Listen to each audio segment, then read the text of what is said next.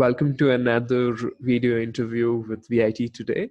Today we have with us PS Raghavan, who currently serves as the convener of of India's National Security Advisor Board, an independent advisory body on security and strategic issues. He's the former Indian ambassador to Russia, Ireland, and the Republic, and is one of the premier minds in the field of diplomacy, foreign policy, and national security. We are very happy to have him with us here today.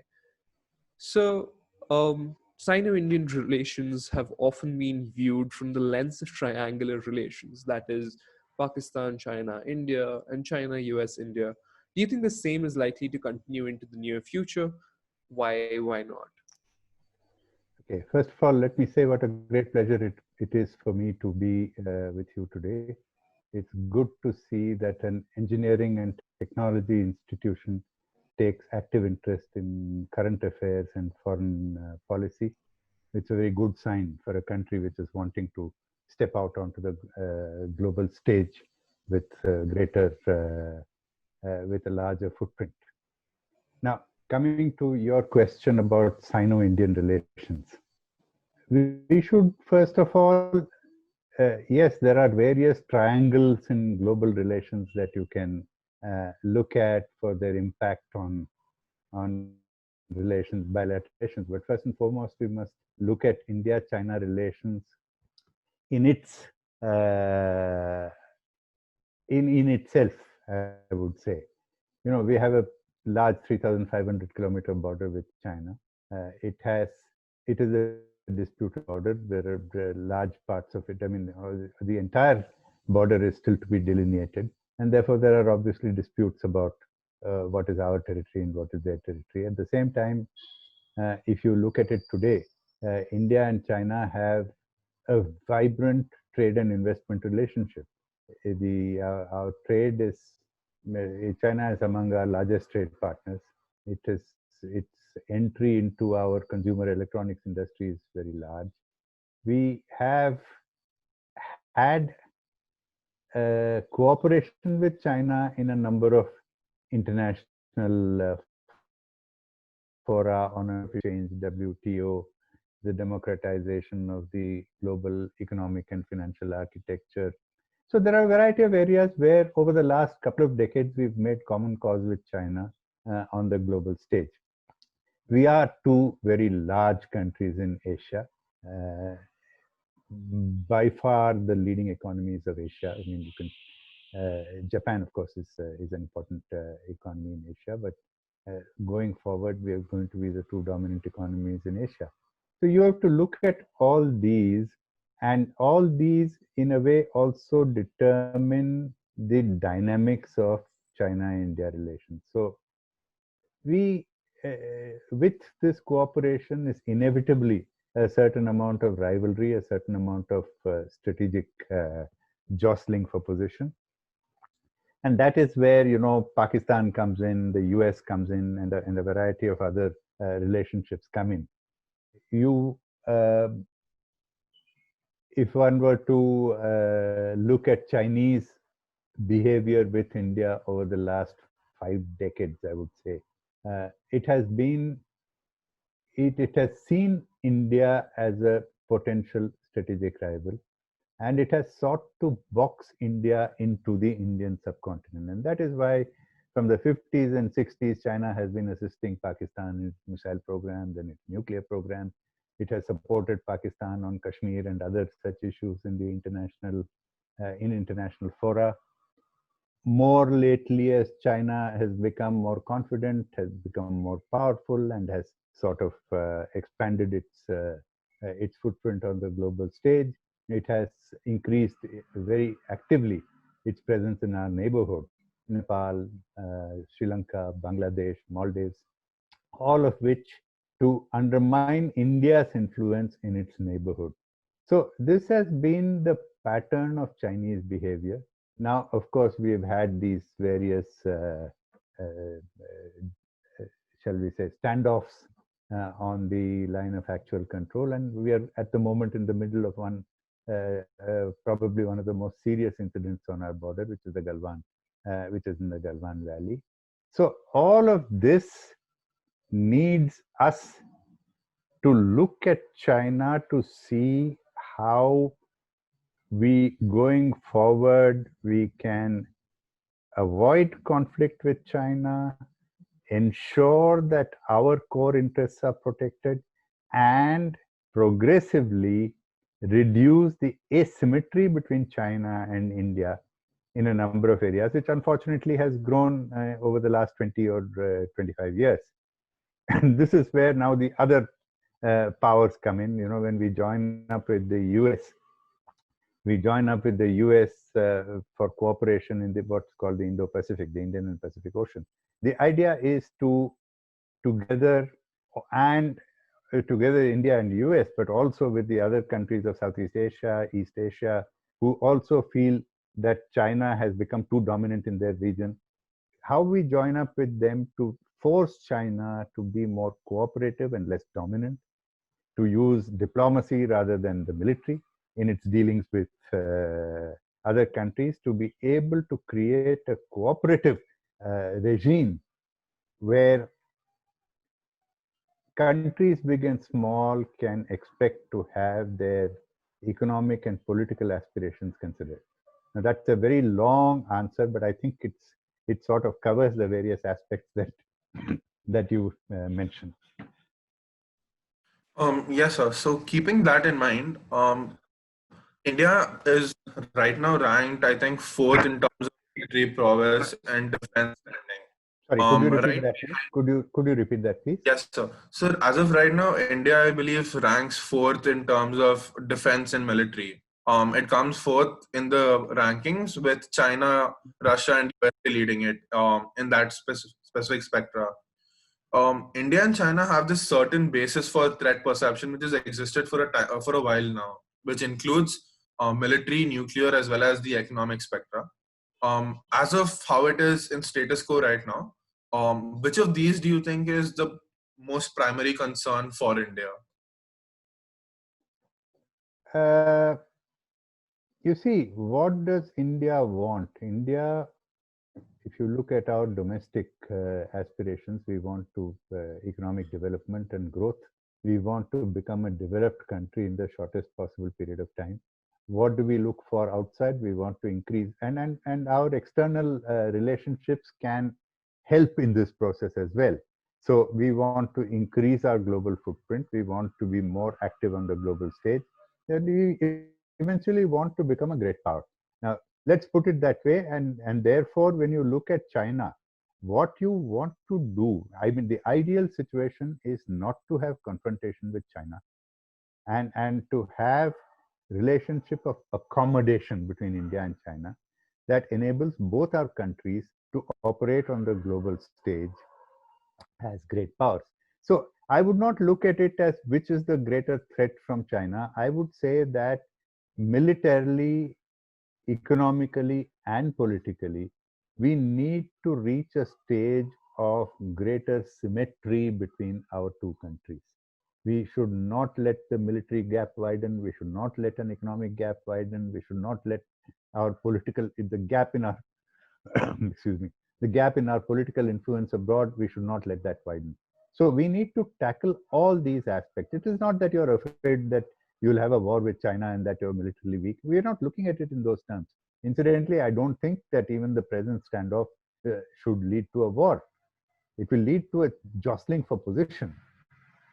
But in the longer term, what we need is to reduce asymmetries of all kinds with China so that we can deal with it confidently from a position of equality, both bilaterally and on the global stage. Right, sir. China for quite a while now has always been so it's been using this sort of passive aggression, be it via string of pearls accomplishment or the BRI. When I take that into account and the Galwan incident just mentioned, what do you think the government's primary options are as a response to the border incidents that are still fresh in our minds? Yeah, you remember 3 years ago, we had a border incident in Doklam, which was near our tri-junction with Bhutan, where again, it was a face-off that took a long time, but eventually we achieved our objectives and we got China to withdraw from the forward position that it had taken there. If you look at Galwan, this is what our objective has to be, and we have to dig in there. We have to continue the various options available to us, which is diplomatic, military in the sense of military dialogue between the militaries, diplomatic, political. And we need to see, as I said before, asymmetries need to be removed. Now, there is an asymmetry now in economic power and in various other ways between India and China. China is stronger. China has now something like 5 times our GDP and 10 times our foreign exchange reserves, and etc., etc., etc. However, that does not mean that you do not have levers which you can use in order to persuade China that the cost of adventurism is not worth the benefit that they can get from there. I mean, that's now, if you look at what the government has been doing, this banning of 59 Chinese apps, you're looking at various kinds of tariff and non-tariff barriers in our trade with China. So there are a variety of such tools in our diplomatic kit that we need to use across the board. The idea is to persuade China, essentially, that what it can benefit from any adventurism here is not worth the cost that it has to pay for that benefit. And that's the process that is underway now.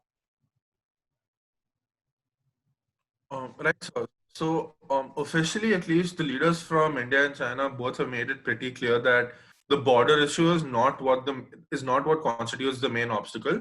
But at the same time, people in both countries have said that this particular relationship cannot go ahead how it was so far, and there's been a lot of rising anti-China sentiment within the people of India in itself. So until at least we settle that specific border issue. So in terms of that recent escalations, what exactly is your perspective regarding this, regarding the anti-China sentiment that has been propagated through the citizens of India in itself? Yeah, I think it is very unfortunate the way this whole India-China face-off is being played out in the media, particularly on our television screens. There are these heated exchanges. One sometimes wonders whether it's actually a face-off with China or an election campaign. The way in which allegations and counter-allegations are traded in the media. The point is that, and then there is this anti-Chinese sentiment. Of course, we lost 20 soldiers on the border, which we've never done on the China border. We've had frequent casualties on the border with Pakistan. We've had exchange of fire, infiltration, and cross-border terrorism. But with China, we have not lost lives since 1975, and that is what has actually fueled this popular sentiment. But the other point that you said was, of course, it's only partially true, that the problem between India and China is not the border. It is a wider issue. Now, the border is a major irritant, but the border is not necessarily something that you can resolve overnight. We've had discussions, firstly, of course, for the first about 20 years or so after the 1962 war, we insisted that we will not talk to China until the border dispute is resolved. After that, gradually, since about 1993 in particular, we've come to the position that, look, let us maintain peace and tranquility in the border areas while we develop our relationship in other areas. That is how you ended up with China being one of our largest trade partners and strong investment partners, and our partner in a number of international fora. But where do we go from now on? When you talk about an anti-China sentiment, what China is today and what China is vis-a-vis India is not something that happened only with Galwan. It is something that has been developing over a period of time. I mean, it at least since 2008 onwards, we have seen China becoming dominant in its region and then also in our neighborhood. We have seen the BRI, which was actually announced in 2013. We have seen the China-Pakistan Economic Corridor, CPEC, which has been developing for many years now. Chinese, active Chinese influence in Nepal, Bangladesh, and Sri Lanka and Maldives, which also we've been seeing going on for quite a while. The string of pearls you talked about, the development of ports in the Indian Ocean, which again threatens our economic interests and our security interests as well. Now, all of these have been developing at least over 10 years. So, anti-China sentiment, if it is there today, it should have been there for 10 years. And maybe if it had been there for longer, we would have taken more measures vis-a-vis China earlier. So, it is definitely true that some of the things that the public is asking for us to do, we should have been doing for a long time. Over a period of time, we should have been working on this. And this, again, I come back to the same issue of asymmetry. We should work to narrow the asymmetry. Now, what the public demands today, many of these things, and what, in fact, some of the commentators on TV are demanding, many of these things are impractical. You can't boycott Chinese goods because you have a trade of $90 billion with China. If you boycott Chinese goods overnight, where does your economy get the material for its production, for its industry? If you stop getting pharmaceutical raw materials from China, as I said somewhere the other day, it will actually give us a headache because the main ingredients for paracetamol actually come from China. Similarly, if you're looking at solar panels, if you're looking at electric vehicles, see, today we are dependent in a number of ways on Chinese raw materials. So the solution, if you're anti-China and if you want to really correct the imbalance with China, is to start working to, one, build up domestic Indian strength, economic strength. Two, diversify, to strengthen material security, which means diversifying your sources of critical materials away from one single source, in this case, China. Building strengths in industry in regions where today your industry is swamped by China because of the price factor. And that is where intelligent use of tariffs, intelligent use of non-tariff barriers. It has to be a well thought out, planned strategy over a period of time. It cannot be a knee-jerk reaction. In today's interlinked world, you cannot actually delink from any country without causing huge damage to yourself. And that is why the US, in spite of the fact that it is very hostile towards China, it cannot delink itself economically from China. So its process of inflicting economic pain on China necessarily means inflicting some economic pain on itself. So you have to give a balance, take a balance there. Don't cut off your nose to spite your face. So any policy towards China aimed at reducing its asymmetries, aimed at preventing China from doing the kind of things that it is doing, has to be a well thought out strategic program, plan of action, in which all government departments have to join together. You need an all of government approach here in order to do this. Right, so thank you for that answer. Like, on a slightly different note, how important are Tibet and Taiwan in the context of eventual resolution of the situation with China? Do you think an increased acceptance of Taiwan, which India seems to be moving towards, is a positive move or one likely to end up causing further problems? Let me first take Tibet. Let me first take Tibet. Now, the entire world declares that it favors a one China policy.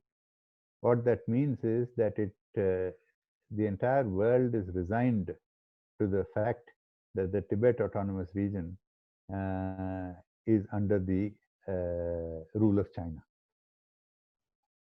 We have a situation where we are actually hosting the Dalai Lama, Tibet's spiritual leader, and we've hosted him in India since 1959, which is a source of great friction, great annoyance to China, which annoyance also comes up from time to time. The Dalai Lama himself says that he doesn't want to, his program is no longer to free Tibet from China, but to secure for the Tibetan people their democratic rights within China and the spiritual rights of Buddhism. So people keep talking about the Tibet card. I don't know to what extent you actually have a Tibet card, in the sense of what happens. You stop recognizing Tibet as a part of China. Where does that get you? It might get you some mileage with the Tibetans. It might provoke hostility from China. It's and what happens when the Dalai Lama passes on and the new Dalai Lama comes. These are all very complex situations. I'm not saying that there isn't some a little card that is available by diluting your support by withdrawing from the statements you've made before, saying that we consider Tibet an integral part of China. Yes, there are some cards which may be available to be played. I don't know how our strategic thinkers think about it, but that is in its place. Now, as far as Taiwan goes, we are open to a very strong economic and technical cooperation with Taiwan, and that is something that we should have done even before. You now hear people saying that yes, we should open up to Taiwan. There is nothing stopping you from opening up to Taiwan. Over the last many decades, many countries of the world are doing it. I mean, Taiwan is a semiconductor leader in the world. We should be collaborating with Taiwan. We should be attracting Taiwanese investment into our country for chips manufacture. We should be engaging with Taiwan in a whole range of economic areas. So, keeping the political issue aside of trying to recognize Taiwan as an independent country, and once again, there is no country in the world that recognizes Taiwan as an independent country. Well, there are I think about 10 countries in the world, a couple of Pacific countries and maybe one Central American country. Very few countries that recognize Taiwan as an independent country. The vast overwhelming majority of the world, including all major powers of the world, consider Taiwan a part of China. They don't consider Taiwan an independent country, but they all do trade with with Taiwan. They have extensive interaction with Taiwan in areas outside of politics, in health, in economics, and in on social issues. They all engage with Taiwan. So should we do. And there we should not be worried whether China is upset or angry with us or not. We should go ahead and do things which are to our benefit.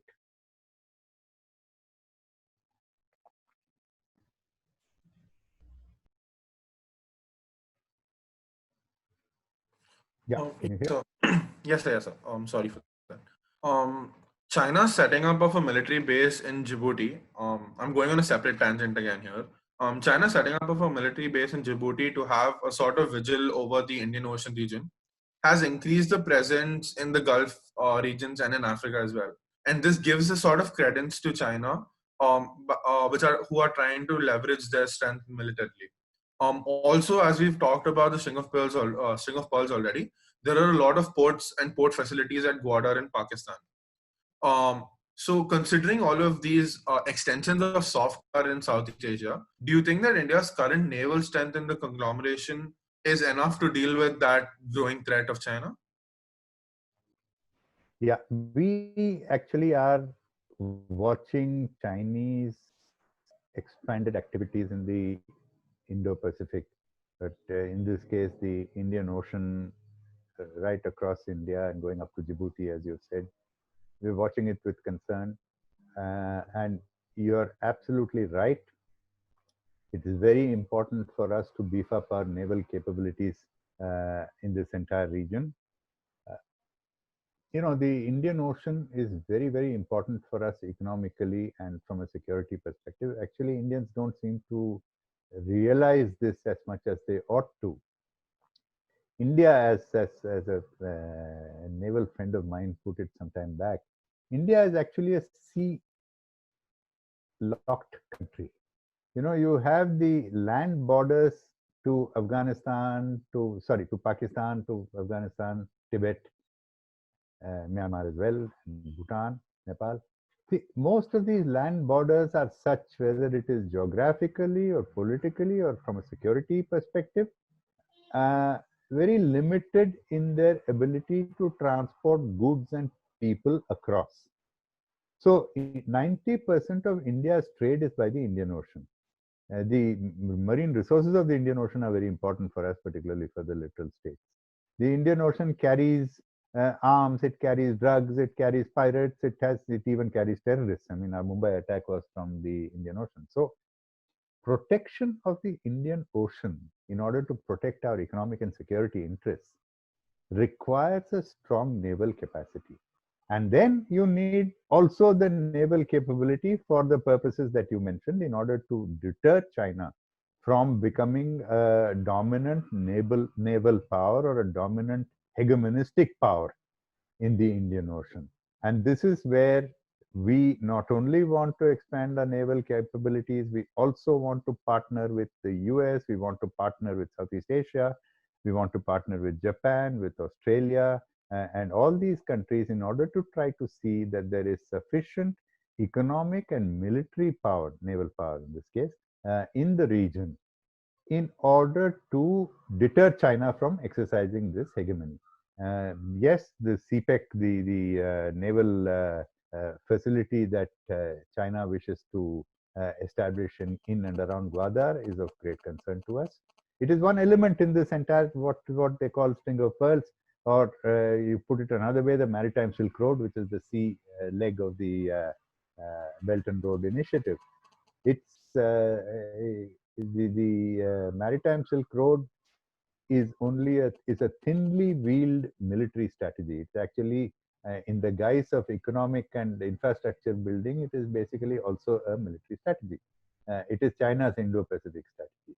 So we have to both build our own naval capacity, increase our cooperation with other countries in the region, and also hope that other countries in the region will also build up their military and naval capacity in order, together with us, to promote this objective of a deterrent element in the Indo-Pacific region.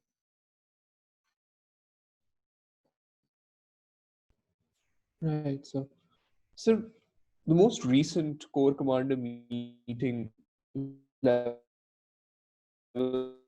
happened at the end of almost 15 hours. It's unprecedented for something at that level, like, for example, with respect to generals meeting today.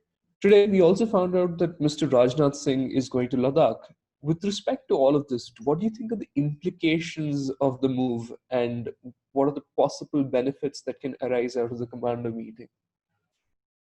See, one of the things we have learned in dealing with China on these border issues, on the LAC issues, is the vast merit of patience.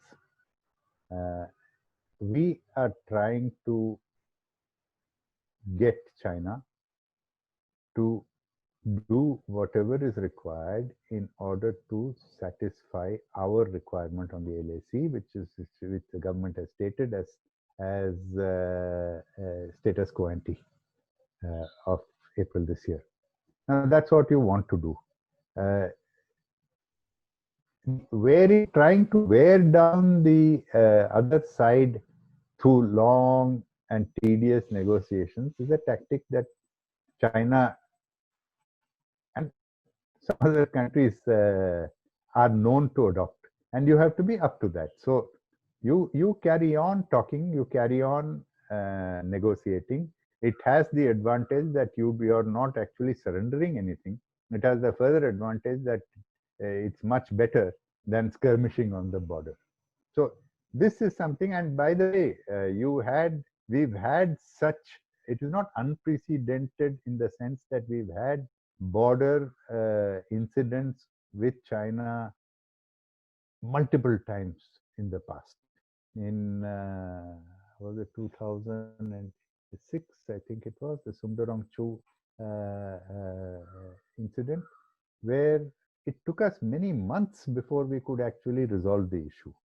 So you have to be patient. You have to know what your goals are. You have to know what your possibilities are. and you need to stick to it. And as I said earlier also, that what you cannot achieve through discussions of military commanders, you've got to take it up to the level of diplomacy.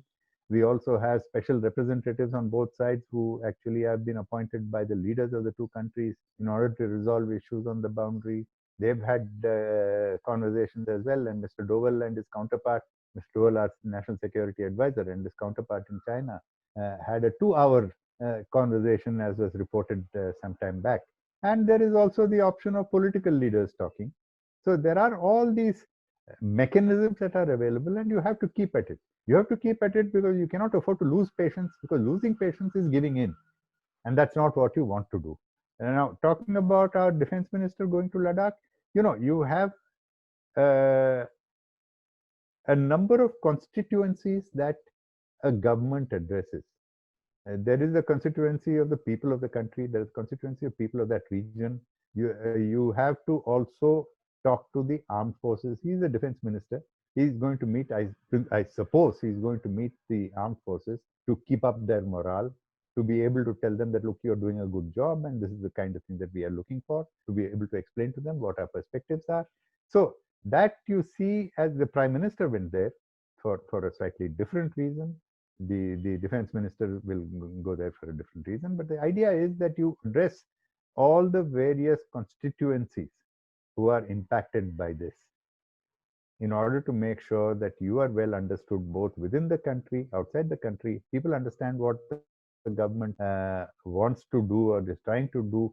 The armed forces understand that their activities, their actions are being appreciated. Their courage and their activities on the border are appreciated by the nation. All right, sir. So I'll pretty much ask one last question.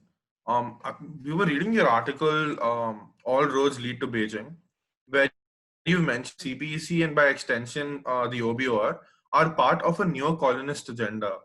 Could you expand something on what this neo-colonialism looks like and what are the implications of the same? Yeah, that incidentally was written in 2017, I think, the one that you're talking about. And China has both advanced on that course and faced obstacles on that course since then. But if you look at the BRI, what is the BRI? The BRI consists of two strands, the two segments, the land segment and the sea segment. The land segment consists of actually connecting Western China through Central Asia or through Mongolia and Russia, through to Europe, to, of course, Russia and Europe. And it has multiple spurs. It has spurs which are coming down to West Asia, there are spurs which come down to South Europe. It has, of course, the CPEC which comes down to the Arabian Sea through Pakistan. And it has spurs that come down in Southeast Asia. It essentially is a program of building infrastructure, purportedly on the face of it, for building infrastructure all along this route in order to be able to provide passage for trade. Infrastructure means roads, it means power stations, it means now it is also meaning telecom, because they also talk about a digital Silk Road. So what does it do? It actually expands Chinese presence in all these regions, Chinese economic presence. Most of the BRI projects are done on the basis of Chinese loans. It is Chinese products, Chinese labor that work on these projects. And many of these projects are actually selected by China on the basis of overcapacity of its industry. So the point that was trying to be made there, and now a number of people in the Americans call it predatory economics, or debt diplomacy. What is happening is that a number of countries are implementing BRI projects which are not necessarily aligned to their core development needs, which are not economically viable, which eventually end up being white funds preventing, they are therefore not able to repay the loans they have taken for implementing these projects. China then takes over some of these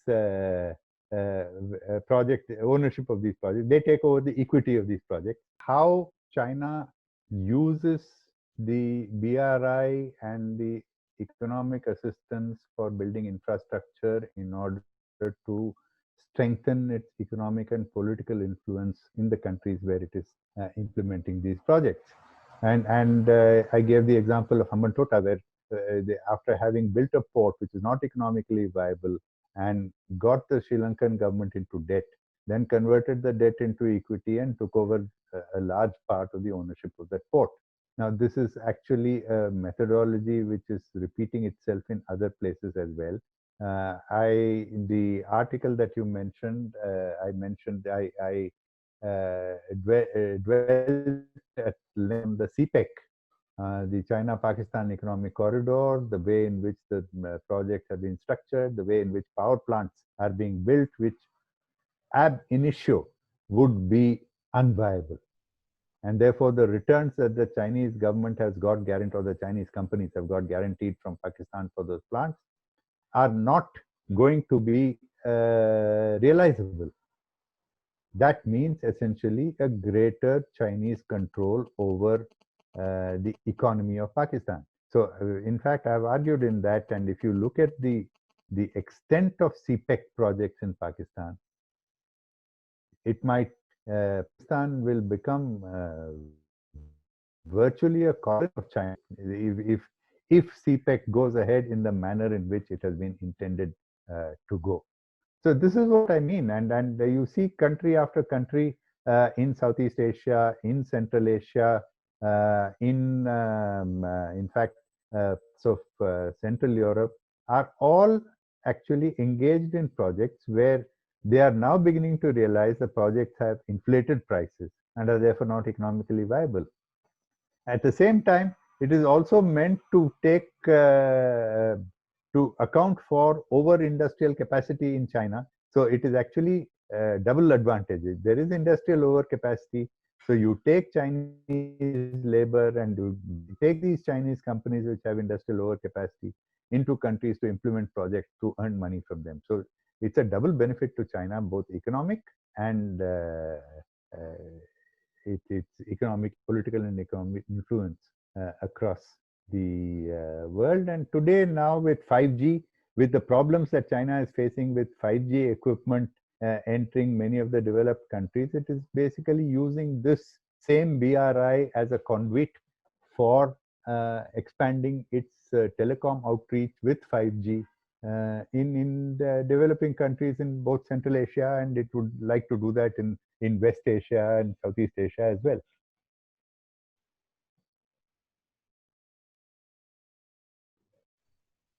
Right.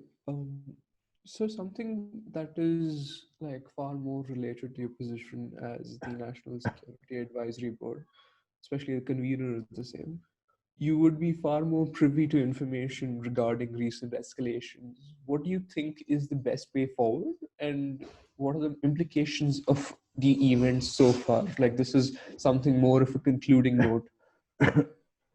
Excuse me. You're talking about the escalation on the India-China border. Is that what you're Yes, talking sir. about? Yeah.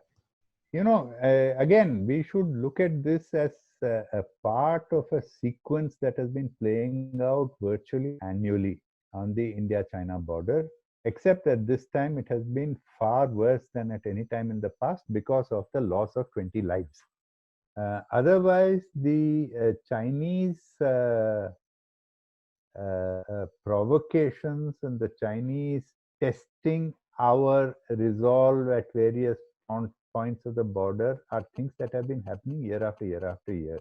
So this escalation, and also remember, there's one thing that you know, there was a lot of shouting on the TV screens as to why were our soldiers unarmed, and why did you send unarmed soldiers there to be killed? The fact of the matter is that if you look at the India-China border, no shot has been fired across the border for the last at least 40 years. Why is that so? Actually, the in 1990s, the agreement that India and China had of peace and tranquility on our border areas. It specifically laid down that we shall not fire bullets. It also, of course, laid down that no side will try to enforce its perception of the border on the other by force. It's because we have not been firing at each other that we have actually not had a war for the last 30 years. I mean, we've not had a war too, but we have not had a war since that we actually decided on peace and tranquility on the border. So we should keep that in mind. The fact is that our soldiers go there armed, but they do not fire. Their soldiers also come to the LAC armed, but they do not fire. The idea, if you start firing, then there is an exchange of fire, it escalates and it becomes a war. So this time what has happened is, of course, that instead of bullets, they came armed with sticks and barbed wire and various such things. And you know what, normally, quite often you see fisticuffs and some pushing and pulling across the border as each of the two armies tries to push the other one back into what we believe is our territory, into which they have transgressed, or they believe that we have transgressed into their territory. This time it became much worse because of the kind of barbed wire and sticks and so on that they deployed. The other fact, of course, was that many of the people lost their lives because they fell into the river and were that was reason for the so definitely the way in which China has behaved in the Galwan Valley, but after the 15th of June, we have been engaged, as I said before, in talks and in exchanges at various levels. We would like to get back to the status quo ante.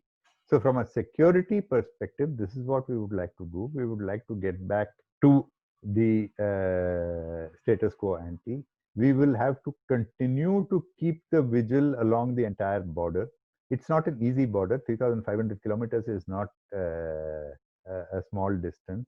The terrain is forbidding in various places, right from the plains in Arunachal to the hills and mountains and very high areas in the on the west. It is actually constant vigilance, constant intelligence, constantly pushing back China when it tries to come forward. This is something that we have to keep doing. And in the longer term, we talked about this a lot in the earlier part of this interview. In the longer term, we need to correct the asymmetry between India and China. And incidentally, I think one of their questions was that when can we resolve our boundary dispute, and when shall we get an agreement by which we can delineate our border and very clearly say that this is our border, and both sides respect that. In my personal view, we are some distance away from there. You can have both sides feel that they are equally strong, and both sides feel that they can get a deal which is beneficial to them. I don't think today there is no pressure on China to settle the border. Let me put it that way, because it feels that this constant skirmishes at the border keep us, and therefore there is no real initiative. Now, if you have to create that initiative, you have to become stronger. You have to challenge China in various other arenas, and then you force China to come to the negotiating table and to be able to work out a border agreement that we are happy with and they are happy with. Now, what I told you just now is not necessarily the view of the government of India. It is my personal view as an analyst. I want to make that clear. All right. So, with that, I think the last thing that we'll ask you is, most of the people who are going to be viewing this around our area. Yeah, I will. As I said at the beginning of this interview, I'm very, very happy that you, as students of a university, and that too an engineering university, have really shown this interest in current affairs and foreign policy. It is critically important that the youth of today are more engaged in a constructive and rigorous sense in current events and foreign policy. You know, if you see the discourse on TV these days, it's pathetic, because on the basis of almost zero information, on the basis of humor, rumor, and half truths and gossip, there's a whole lot of so-called analysis that takes place, which doesn't take into account reality. So, you know, you as students, you know, during the time, incidentally, my educational background also is in engineering. I graduated in electronics and communications engineering, and when in our engineering, and when our engineering contemporaries almost were almost totally oblivious of what was going on in the world around them, and that in a way it stunts the